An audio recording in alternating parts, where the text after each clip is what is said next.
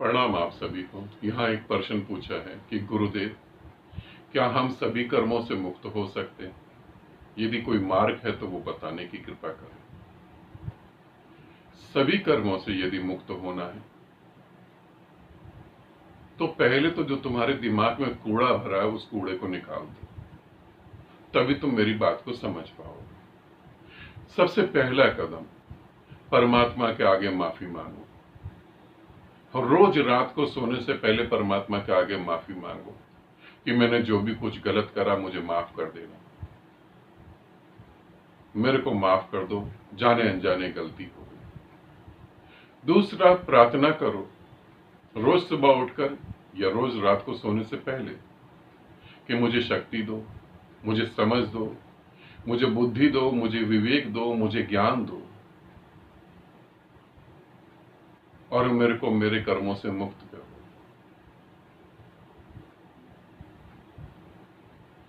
ये सारा कूड़ा है, इस कूड़े को दिमाग से निकाल देना।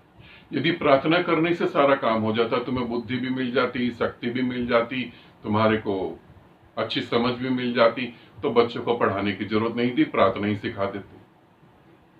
प्रार्थना से ऐसा कुछ होता नहीं। फिर दूसरा कि माफी मांगो परमात्मा से। पहले कम से कम ये तो कंफर्म करो परमात्मा है कहां पर। ये ना हो कहीं कल्पना में ही परमात्मा लेकर बैठो और माफी मांग रहे हो। और ये गजब की बात कि तंग करो अपनी पत्नी को। एक आदमी ने सुबह उठे, नाश्ता करा, काम पे चला गया, शाम को आया, जब वो ऑफिस में था तो उससे कोई काम गड़बड़ हो गया, बॉस ने बहुत डांटा, बहुत लोगों के सामने बेइज्जती करी, बड़ी इंसल्ट महसूस हुई। अब घर में आ गया, तमतमाता हुआ, चेहरा पूरा लाल है, बॉस को तो थप्पड़ मार नहीं पाया, अब सारा गुस्सा अपनी पत्नी पे निकाल दिया। वो पत्नी बेचारी क्या करे, तुम्हारे जूते भी खा लेगी, घर से बाहर तो नहीं निकल पाएगी, मजबूरी है, मजबूर है तुम्हारे जूते खाने के लिए भी, तुम्हारी गाली सुनने के लिए भी। अब रात को बिस्तर पे सोने जा रहे हैं साहबजादे, और ये परमात्मा से आंख बंद करके माफी मांग रहे हैं कि परमात्मा मुझे माफ कर देना, मैंने आज अपनी पत्नी को मारा। तुम्हें क्या लगता है ये ठीक है? ये कर्मों से तुम्हें मुक्ति देने वाला है? तुम्हारी इतनी हिम्मत नहीं, तुम्हारा इतना अहंकार कि तुम पत्नी से माफी नहीं मांग पाई।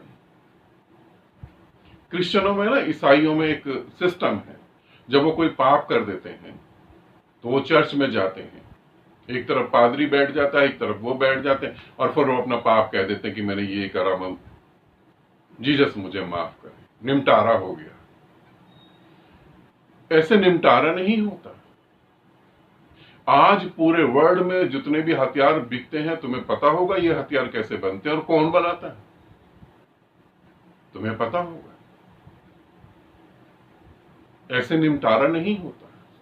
मेरे पास एक साधक आए साधना करने के लिए, मैंने उन्हें साधना विधि बताई, मैंने कहा ये विधि करो और रात को सोते समय जरूर करो। उन्होंने कहा रात को सोते समय तो मैं नहीं करूंगा। मैंने कहा क्यों? उन्होंने कहा 40 साल से मैं एक ही विधि कर रहा हूं। मैंने कहा 40 साल से एक ही विधि? कौन सी विधि कर रहे हो? यदि 40 साल से तुम कोई विधि कर रहे हो तो मेरे पास आए किस लिए हो तुम? ये तो ताज्जुब की बात है।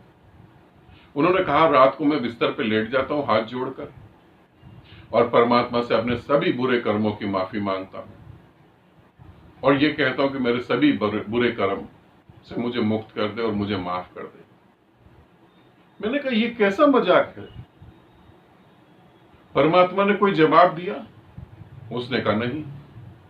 मैंने कहा जवाब क्यों नहीं दिया? उसने कहा पता नहीं। मैंने कहा क्योंकि उसने सुना नहीं। तुम्हारा परमात्मा है कहां पर जो सुनेगा? वो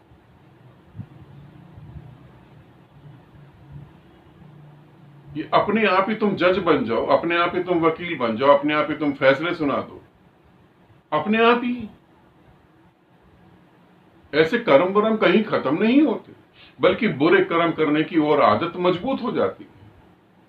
माफी मांग ली रात को, फिर सुबह जो करना है आराम से करो, फिर माफी मांग लो। जैसे हिंदू धर्म में पाप कर लो, जाके गंगा नहा लो, बात खत्म हो गई। जाओ हरिद्वार नहाओ, ऋषिकेश नहाओ, पाप खत्म हो गए। उस व्यक्ति से मैंने बात करी, मैंने कहा ये बेकार की बात है, इससे कुछ होता नहीं। वो कहने लगा कि गुरुदेव आप करके देखो, इससे बहुत कुछ होता है। अब मैंने कहा पहले मुझे तो ये समझना पड़ेगा मैंने पाप करा कौन सा, तभी तो मैं माफी मांगूंगा। मुझे तो लगता ही नहीं कि मैंने कभी पाप करा। तो उसने कहा कि मतलब जब से आप पैदा हुए आपने पुण्य नहीं करा है। मैंने कहा ना मैंने पाप करा ना मैंने पुण्य करा, मैं बिना पाप और बिना पुण्य के भी तो हो सकता हूं ना। उसको बात समझ नहीं आई। चलो बात आई गई हो गई। कुछ घंटे बीत जाने के बाद मैंने कहा अगर किसी की भी कोई समस्या हो जो साधना में दिक्कत दे रही हो तो मुझे बता सकते हो।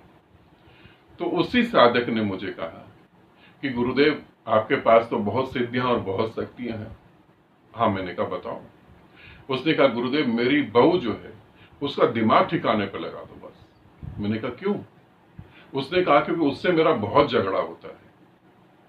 वो मेरे बेटे को भड़काती है और मेरा बेटा मुझे कुछ कहता है और मेरे को गुस्सा आता है और बहुत झगड़ा होता है।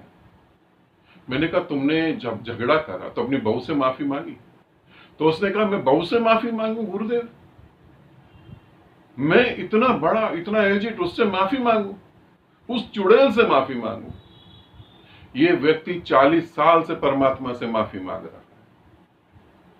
समझ सकते हैं? 40 साल से जिसके साथ बदतमीजी कर रहा है उसके साथ माफी नहीं मांग रहा। तुम्हारी माफी मांगने से कर्मों पे कुछ असर नहीं पड़ने वाला। भ्रम से बाहर निकल जाओ। हाँ, तुम्हारे अहंकार को मजा आता है, ये मैं कह सकता हूं। ये बिल्कुल ठीक है, तुम्हारा अहंकार बड़ा तृप्त होता है कि चलो किसी की प्रॉपर्टी हड़प ली, जाओ गंगा नहाओ, बात बराबर हो गई। चलो किसी का 10 लाख रुपया मार लिया, 1 लाख रुपए मंदिर में दे दो या लंगर लगा दो, बात बराबर हो गई। तुम्हें अहंकार को और बुरा करने की शक्ति प्रदान होती है, ये तो मैं मान सकता हूं, मगर इस तरीके से तुम कर्मों से मुक्त नहीं हो सकते। और फिर जब तुम प्रार्थना करते हो, कभी तुमने सोचा कि परमात्मा से तुम प्रार्थना कर रहे हो कि मुझे बुद्धि दे, मुझे शक्ति दे? उसने इतना बड़ा दिमाग तुम्हें किस लिए दिया है? किस लिए दिया? तुम थोड़ा होश में आओ। तुम कर्मों से कैसे मुक्त होगे? तुम्हारा हर कर्म अज्ञान के कारण पैदा हो रहा है, तुम जान ही नहीं रहे हो। अज्ञान के कारण पैदा हो रहा है। तुम अपने कर्म को करने के प्रति होश में होते हो? तुम होश में नहीं होते हो। एक लड़की पसंद आई, उससे शादी कर ली, तुम्हें लगा इससे शादी कर ली अब तो जीवन में रंग ही रंग भर जाएंगे।